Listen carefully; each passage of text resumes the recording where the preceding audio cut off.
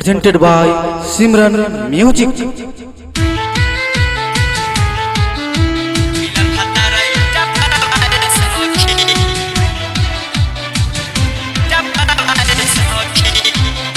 Mixed by Simran Music.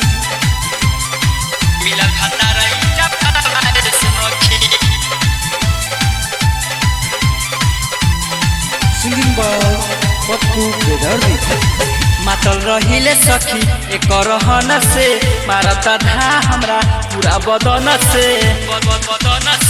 मातल रहिले सखी एक रहन से मारता धा हमरा पूरा बदन से कबले जवानी के उपास हम रखी मिलल भतारा ईटा परवाए सखी मिलल भतारा ईटा परवाए सखी मिलल भतारा ईटा परवाए सखी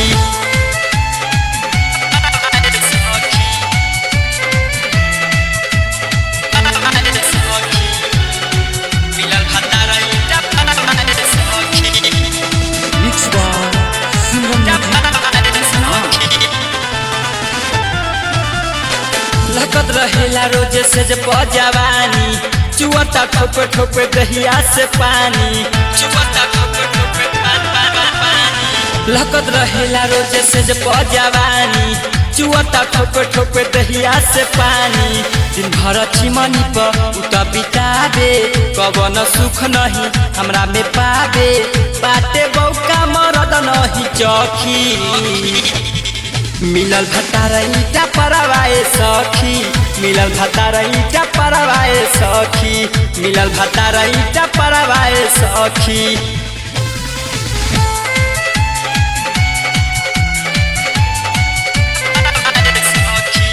Recording by Simran Music.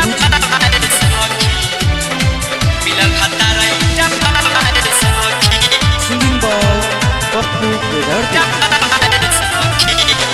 रहेला मन जोशियाई सखी भोर के चल जाला सैया सुतले में हमरा छोड़ के चल जाला सैया छोड़ के रहेला मन जोशियाई सखी भोर के चल जाला सैया हमरा सुतले में छोड़ के पप्पू बेदर्दी से मिले न सुख सोनू सावरिया से कहिले दुख एक रहनिया से माथा जाला भूखी मिलल भतारा ईटा परवाए सखी मिलल भतारा ईटा परवाए सखी मिलल भतारा ईटा परवाए सखी।